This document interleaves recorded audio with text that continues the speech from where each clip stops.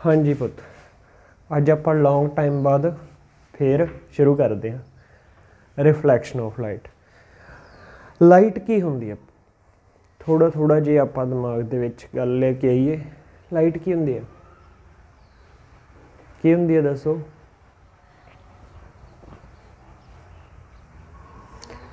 Light की होंदी आ basically पुत ये एनर्जी होंदी है, एक ऊर्जा ही होंदी आ। किहड़ी ऊर्जा?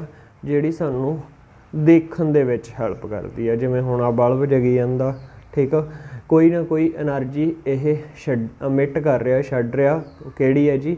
लाइट दी फॉर्म दे विच, ठीक आ। तो ये लाइट किहड़ी है? विजिबल लाइट आ जिहड़ी सानू देखण दे विच हैल्प करदी आ, ठीक आ।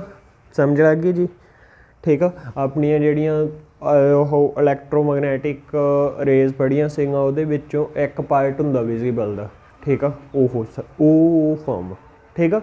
समझ लग गई। लाइट का पता लग गया जी की होंदी आ, ठीक आ। लाइट ते जां रेज की गल कर लगे आपां, ठीक आ। तो आपां की आ इस ऑप्टिक्स यूनिट दे विच इहदे बारे ही ज़्यादातर पढ़ना, ठीक आ। 10th तक तो अपनी रिफ्लैक्शन ते रिफ्रैक्शन दो ही चीज़ां सीगियां, ठीक आ। हुण आपां थोड़ा जिहा इदों बाद भी पढ़ांगे, पर पहलां आपां पुराणियां गल्लां ही करदे आं। भी पहला फिनोमिना जिहड़ा इहदा, पहली जिहड़ी इहदी प्रक्रिया वो की आ? रिफ्लैक्शन। रिफ्लैक्शन की होगी? रिफ्लैक्शन बेसिकली की नाम तो क्लीयर आ, रिफ्लैक्ट हो जाना, लाइट का रिफ्लैक्ट हो जाना। रिफ्लैक्ट होना मतलब की आ?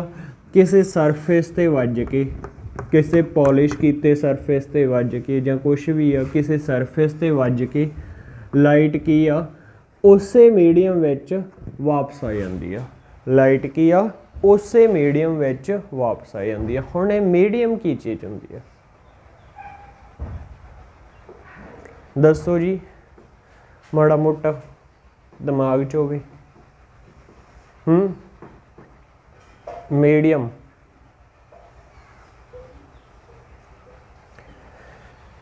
Medium medium English medium, Punjabi medium कि हिंदी मीडियम? हिंदी मीडियम च गई जी, हिंदी मीडियम च वापस आ गई है। अंग्रेजी उन्होंने औखी लगन लग गई सी। दसो, मीडियम हुंदा पुत जिहड़े material they which light travel करदी आ, जिहड़े मटीरियल च लाइट ट्रैवल करदी आ। हुण लाइट काह च ट्रैवल कर रही आ? बल्ब वाली हवा दे विच। हुण हवा दे विचों लंघ के अपने कोले आई जांदी आ, है ना। तो मतलब की है, जे वो पहला हवा च सी, वजन तो बाद भी हवा च रवे, कंडीशन मेन ये आ। मीडियम नहीं चेंज होना चाहिए उहदा, ठीक आ। मीडियम उहदा सेम ही रहना चाहिए, ठीक आ। रिफ्लैक्शन की पहली कंडीशन ही यह होंदी आ, ठीक आ। द बेंडिंग ऑफ लाइट जां back bending of light after reflection from polish surface in a same medium, उस मीडियम दे विच वापस आउंदी है, ठीक है। उन्होंने की कह दिंने असी? रिफ्लैक्शन ऑफ लाइट, ठीक है जी। समझ आ गई। जे आप लिखना होवे तो the back bending of light in same medium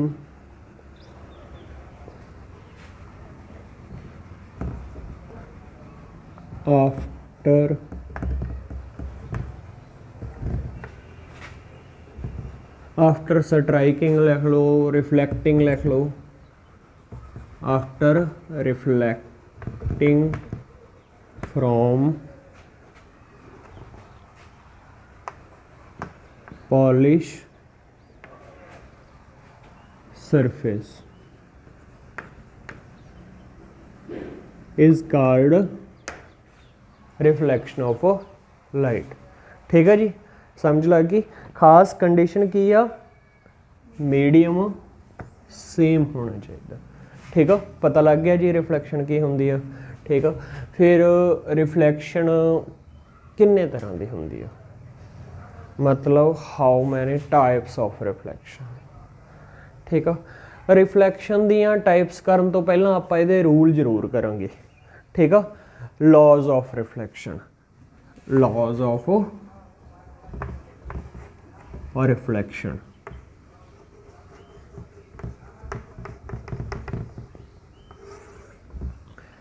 हाँ जी, ਕਿਹੜੇ ਕਿਹੜੇ ਲੌਜ਼ ਹੁੰਦੇ ਆ ਰਿਫਲੈਕਸ਼ਨ ਦੇ। ਸਭ ਤੋਂ ਪਹਿਲਾਂ ਤਾਂ ਆਪਾਂ ਗੱਲ ਕਰੀਏ ਜਿਹੜੀ ਰੇ ਆ ਰਹੀ ਆ ਉਹਨੂੰ ਕੀ ਕਹਿੰਦੇ ਹੁੰਦੇ ਆ ਜੀ। ਜਿਹੜੀਆਂ ਰੇਜ਼ ਆ ਰਹੀਆਂ ਇੱਥੇ ਤਾਂ ਮੈਂ ਇੱਕ ਬਣਾਈ ਆ, ਇੱਕ ਨਹੀਂ ਹੁੰਦੀਗੀ, ਵਾਧੂ ਹੁੰਦੀਆਂ ਇਹ, ਠੀਕ ਆ। ਜਿਹੜੀਆਂ ਰੇਜ਼ ਆ ਰਹੀਆਂ ਉਹਨਾਂ ਨੂੰ ਕੀ ਕਹਿੰਦੇ ਆ, ਇਨਸੀਡੈਂਟ ਰੇ। ਉਹਨਾਂ ਨੂੰ ਅਸੀਂ ਕਹਿੰਦੇ ਹੁੰਦੇ ਆ ਇਨਸੀਡੈਂਟ ਰੇ। ਪੁਰਾਣੇ ਟਾਈਮ ਦੇ ਵਿੱਚ ਪੰਜਾਬੀ 'ਚ ਕੀ ਕਹਿੰਦੇ ਹੁੰਦੇ ਸੀ ਆ, ਤਾਂ ਪੰਜਾਬੀ 'ਚ ਵੀ ਦੋਸਤਾਂ ਕੀਤਾ। ਹਾਂਜੀ, ਆਪਾਤੀਕਰਨ, ਠੀਕ ਆ, ਆਪਾਤੀਕਰਨ ਹੁੰਦੇ ਸੀ ਇਹਨੂੰ। ਅਤੇ ਜਦੋਂ ਉਹ ਵੱਜ ਕੇ ਆਹ ਸਰਫੇਸ ਆ, ਮਿਰਰ ਹੋ ਸਕਦਾ ਜੀ ਆਪਣਾ, ਠੀਕ ਆ, ਦਰਪਣ ਜਿਹਨੂੰ ਪੰਜਾਬੀ ਕਹਿੰਦੇ ਸੀ, ਇਹ ਮਿਰਰ ਹੋ ਸਕਦਾ ਜਾਂ ਕੀ ਹੋ ਸਕਦਾ, ਕੋਈ ਪੋਲਿਸ਼ ਸਰਫੇਸ ਹੋ ਸਕਦਾ, ਕੋਈ ਵੀ ਸਰਫੇਸ ਹੋ ਸਕਦਾ, ਠੀਕ ਆ। ਓਪੇਕ ਸਰਫੇਸ ਜਿਹਦੇ ਵਿੱਚ ਆਰ ਪਾਰ ਦੀ ਨਾ ਲੰਘੇ ਲਾਈਟ, ਠੀਕ ਆ, ਓਪੇਕ। ਤਾਂ ਆ ਕੀ ਹੋ ਜਾਊਗੀ ਜੀ, ਜਿਹੜੀ ਰੇ ਜਾ ਰਹੀ ਆ ਮਤਲਬ ਰਿਫਲੈਕਟ ਹੋਣ ਤੋਂ ਬਾਅਦ ਜਾ ਰਹੀ ਆ, ਇਹ ਕੀ ਆ ਗਈ, ਰਿਫਲੈਕਟਡ ਰੇਜ਼। ਇਹ ਕੀ ਆ ਗਈ, ਰਿਫਲੈਕਟਡ ਰੇ, ਠੀਕ ਆ।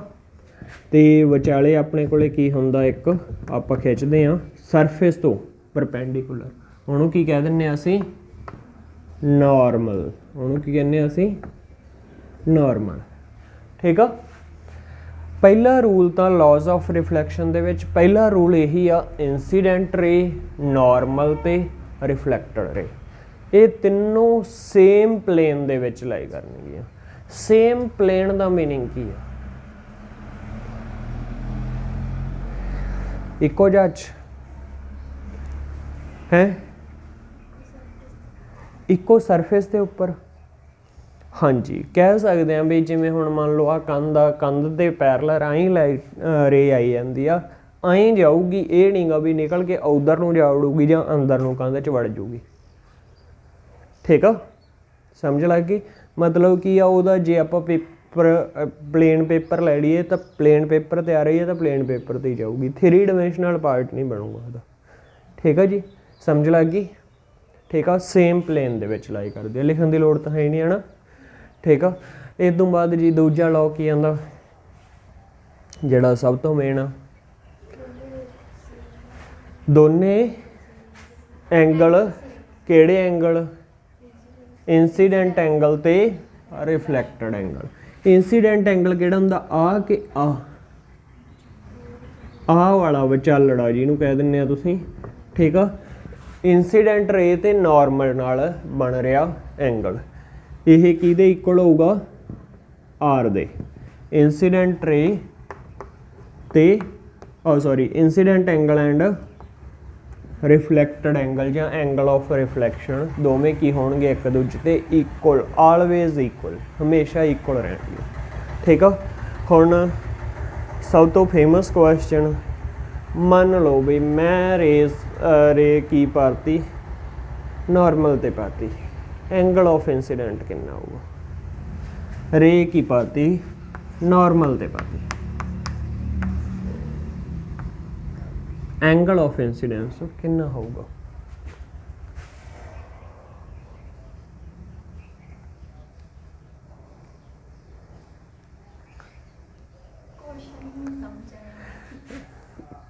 क्वेश्चन ये है बता भी आह मिरर पिया, मैं किया नॉर्मल रे पाती, जिहड़ी इंसीडेंट रे आ वो नॉर्मल आउंदी आ, मैं कहता एंगल ऑफ इंसीडेंट दसो।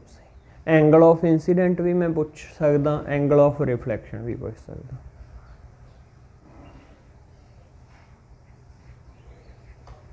कितना होगा जी, दसो,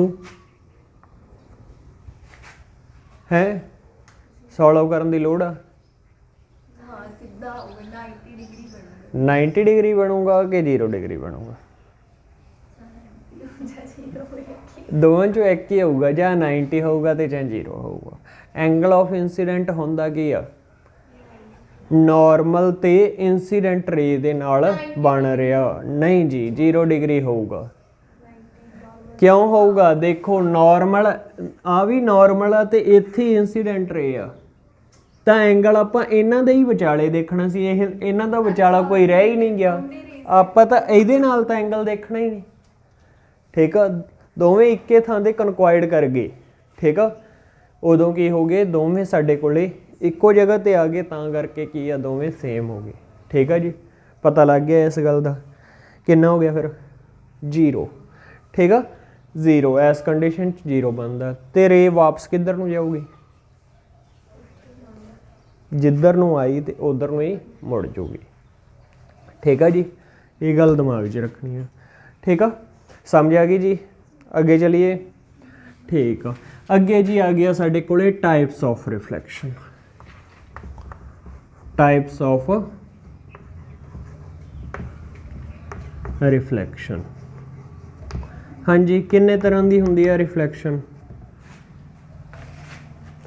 ਚਲ ਆਪਾਂ ਉੱਪਰ ਹੀ ਲਿਖ ਦਿੰਦੇ ਹਾਂ। ਦੱਸੇ ਮਾੜਾ ਜਿਹਾ ਟਾਈਪਸ ਆਫ ਰਿਫਲੈਕਸ਼ਨ, ਸੌਖਾ ਹੀ ਆ ਕੰਮ ਨਾ।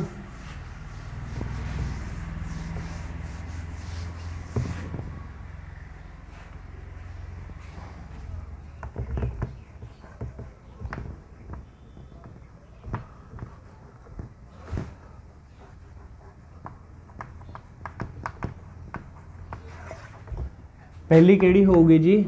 ਰੈਗੂਲਰ ਰਿਫਲੈਕਸ਼ਨ, ਹੈ ਨਾ। ਦੂਜੀ ਕਿਹੜੀ ਹੋਊਗੀ ਜੀ ਸਾਡੇ ਕੋਲੇ? ਡਿਫਿਊਜ਼ਡ ਰਿਫਲੈਕਸ਼ਨ। ਠੀਕ ਆ, ਸਮਝ ਲੱਗ ਗਈ? ਡਿਫਿਊਜ਼ਡ ਰਿਫਲੈਕਸ਼ਨ।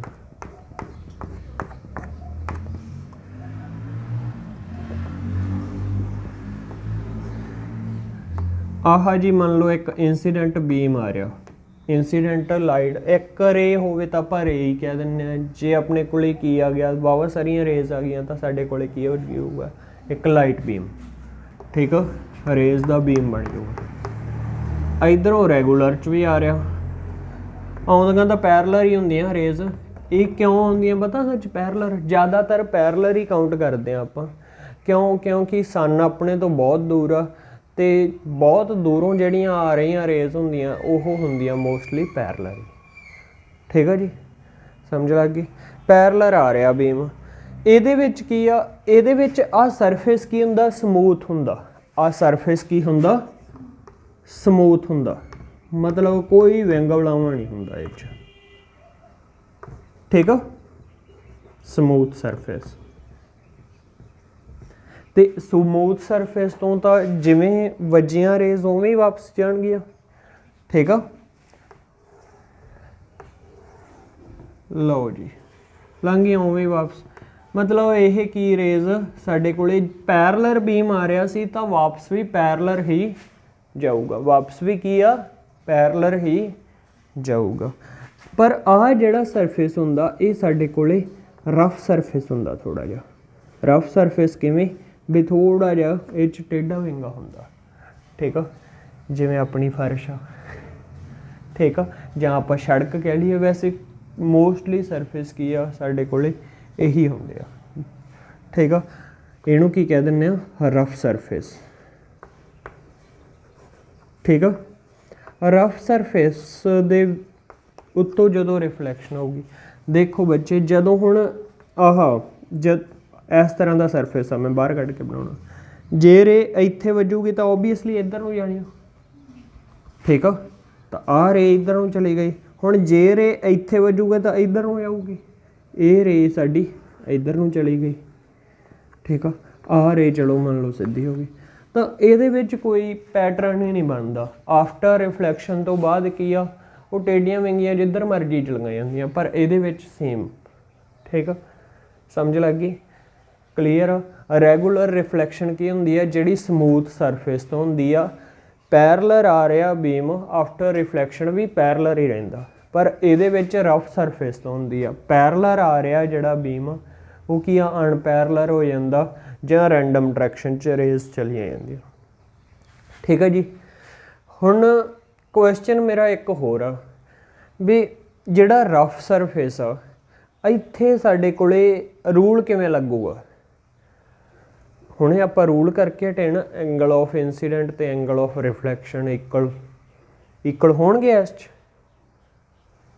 ਜਾਂ ਮੈਂ ਕਹਿ ਦਿਆਂ ਵੀ ਇੱਕੋ ਪਲੇਨ ਤੇ ਹੋਣੇ ਚਾਹੀਦੇ। ਹੁਣ ਸਰਫੇਸ ਕੋਈ ਆ, ਸਰਫੇਸ ਤਾਂ ਇੱਧਰ ਨੂੰ ਵੀ ਮਾਰ ਸਕਦਾ ਰੇਜ਼ ਨੂੰ, ਇੱਧਰ ਨੂੰ ਵੀ ਮਾਰ ਸਕਦਾ। ਕਿ ਇਹਦੇ ਵਿੱਚ ਜਿਹੜੇ ਦੋਵੇਂ ਰੂਲ ਆ ਉਹ ਵੈਲਿਡ ਹੋਣਗੇ ਕਿ ਨਹੀਂ ਹੋਣਗੇ, ਸੋਚਣ ਵਾਲੀ ਗੱਲ ਆ, ਹੈ ਨਾ। ਤੁਹਾਡੇ ਅਕੋਰਡਿੰਗ ਕੀ ਹੋਣਾ ਚਾਹੀਦਾ, ਹੋਣੇ ਚਾਹੀਦੇ ਆ ਕਿ ਨਹੀਂ ਹੋਣੇ ਚਾਹੀਦੇ? ਹੋਣਗੇ ਜੀ। ਕਿਉਂ ਹੋਣਗੇ ਜੀ? ਫਿਰ ਤੁਹਾਡੇ ਅਕੋਰਡਿੰਗ ਕਿਉਂ ਹੋਣੇ ਚਾਹੀਦੇ ਆ? ਕਿਉਂਕਿ ਇਹਦੇ 'ਤੇ ਜਦੋਂ ਨੋਰਮਲ ਬਣਾਊਂਗਾ ਇਸ 'ਤੇ ਆਏ, ਅਤੇ ਇਹਨਾਂ 'ਤੇ ਨੋਰਮਲ ਕਿਵੇਂ ਬਣਾਊਂਗਾ? ਥੋੜ੍ਹਾ ਜਿਹਾ ਆਏ ਨੋਰਮਲ ਬਣ ਜਾਊਗਾ, ਹਾਂ ਆਏ ਬਣ ਜਾਊਗਾ, ਅਤੇ ਇਹਦੇ 'ਤੇ ਆ ਜਿਹੜਾ ਇੱਧਰ ਨੂੰ ਮੁੜ ਗਿਆ, ਇੱਧਰ ਨੂੰ ਆਏ ਸਿੱਧਾ, ਫਿਰ ਐਂਗਲ ਆਫ ਇੰਸੀਡੈਂਟ ਤੇ ਐਂਗਲ ਆਫ ਰਿਫਲੈਕਸ਼ਨ ਨਹੀਂ ਸੇਮ ਰਹਿਣੇ।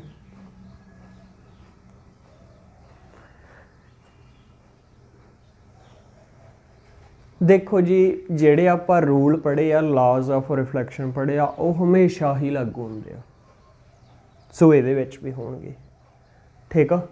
ਆਪਾਂ ਨੂੰ ਕਿਉਂ ਲੱਗਦਾ ਐਂ ਜੇ ਬਈ ਨਹੀਂ ਹੁੰਦੇਗੇ?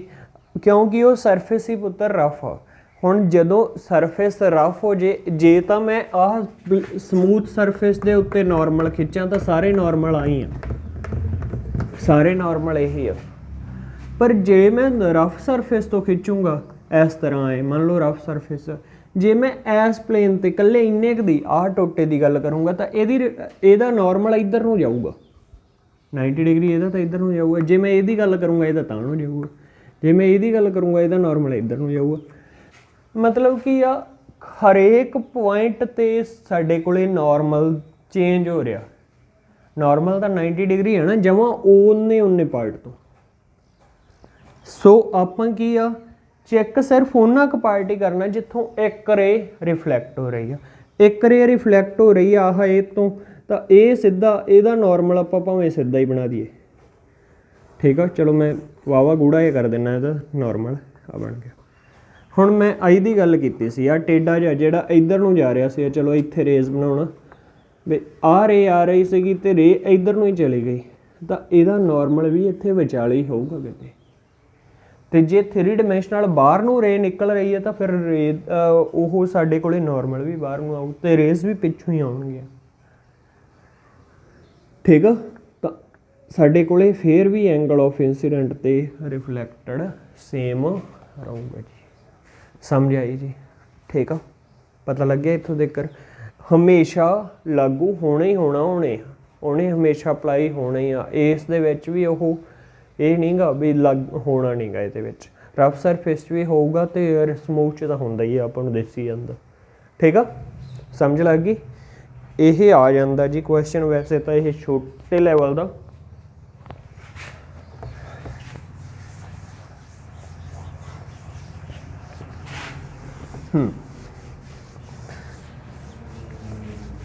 ਇਦੋਂ ਅੱਗੇ ਕੀ ਆ ਆਪਣੇ ਕੋਲੇ?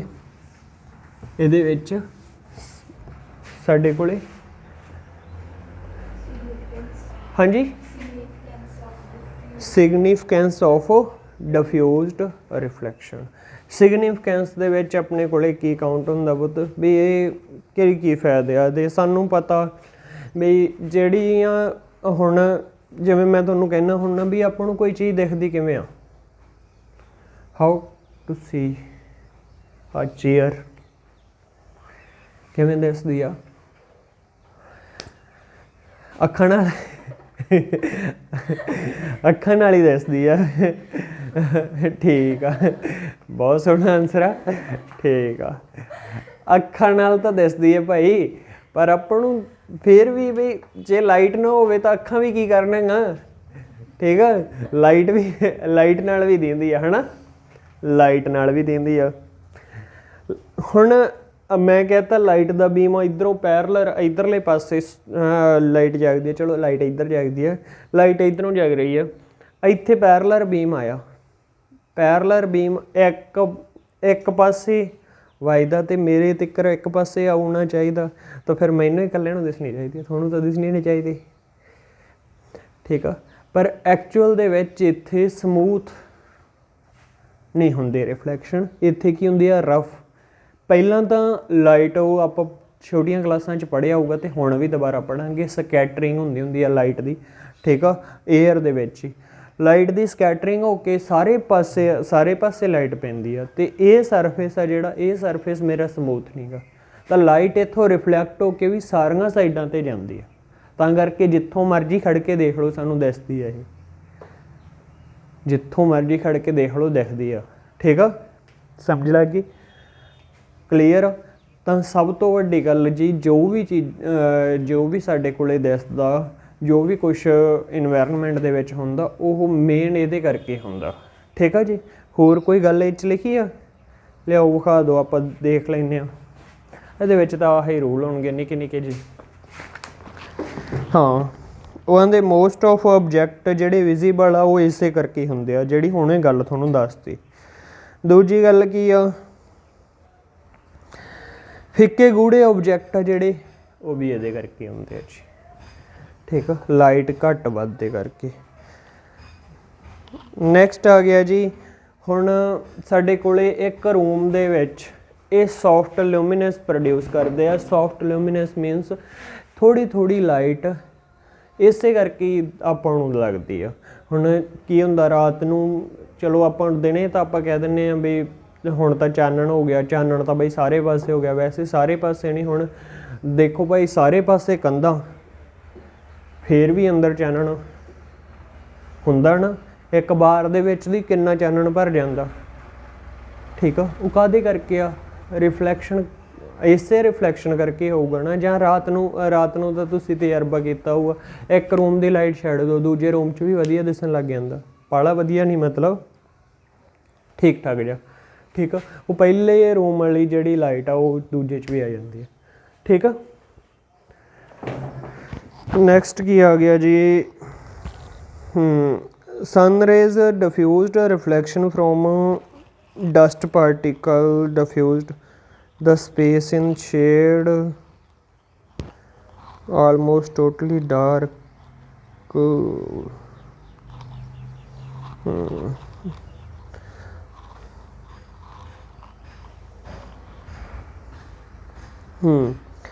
ਉਹ ਆਂਦੇ ਸਾਡੇ ਕੋਲੇ ਹੁੰਦਾ ਕੀ ਆ ਵੀ ਜਿਹੜੀ ਸਨ ਰੇਜ਼ ਆ ਰਹੀਆਂ ਉਹ ਡਸਟ ਪਾਰਟੀਕਲਸ ਤੋਂ ਸਕੈਟਰ, ਜਾਂ ਆਪਾਂ ਕਹਿ ਦਈਏ ਉੱਥੋਂ ਡਿਫਿਊਜ਼ਡ ਵੀ ਹੁੰਦੀਆਂ, ਥੋੜ੍ਹੀਆਂ ਥੋੜ੍ਹੀਆਂ ਡਿਫਿਊਜ਼ ਹੁੰਦੀਆਂ। ਅਤੇ ਹੁਣ ਜਿਵੇਂ ਮੰਨ ਲਓ ਸੂਰਜ ਆ, ਮੈਂ ਸੂਰਜ ਦੇ ਸਾਹਮਣੇ ਖੜ੍ਹ ਗਿਆ, ਮੇਰੇ ਤੋਂ ਰੇਜ਼ ਰਿਫਲੈਕਟ ਹੋ ਜਾਣਗੀਆਂ। ਓਪੋਜ਼ਿਟ ਸਾਈਡ ਜਿਹੜਾ ਮੇਰਾ ਹੀ ਛਾਂ ਬਣੂਗੀ, ਹੈ ਨਾ, ਪਰਛਾਵਾਂ ਬਣੂਗਾ, ਉੱਥੇ ਰੇਜ਼ ਨਹੀਂ ਪਹੁੰਚਣਗੀਆਂ, ਤਾਂ ਕੀ ਆ, ਉੱਥੇ ਕੀ ਆ, ਸਾਡੇ ਕੋਲ ਇੱਕ ਸ਼ੇਡ ਬਣ ਜਾਂਦੀ ਹੈ, ਇੱਕ ਪਰਛਾਵਾਂ ਬਣ ਜਾਂਦਾ, ਠੀਕ ਆ। ਉਹ ਵੀ ਇਸੇ ਕਰਕੇ ਹੀ ਹੁੰਦਾ ਜੀ, ਠੀਕ ਆ, ਸਮਝ ਆ ਗਈ ਜੀ। ਇਸ ਤੋਂ ਬਾਅਦ ਕੀ ਆ, ਸਾਡੇ ਕੋਲ ਮਿਰਰ, ਜਿਹੜੇ ਅਸੀਂ ਕੱਲ੍ਹ ਨੂੰ ਬਣਾਂਗੇ, ਠੀਕ ਆ। ਮਿਰਰ ਕੀ ਆ, ਉਹ ਸਰਫੇਸ ਜਿੱਥੋਂ ਅਸੀਂ ਰਿਫਲੈਕਸ਼ਨ ਕਰਦੇ ਹਾਂ, ਠੀਕ ਆ ਜੀ। ਓਕੇ ਜੀ।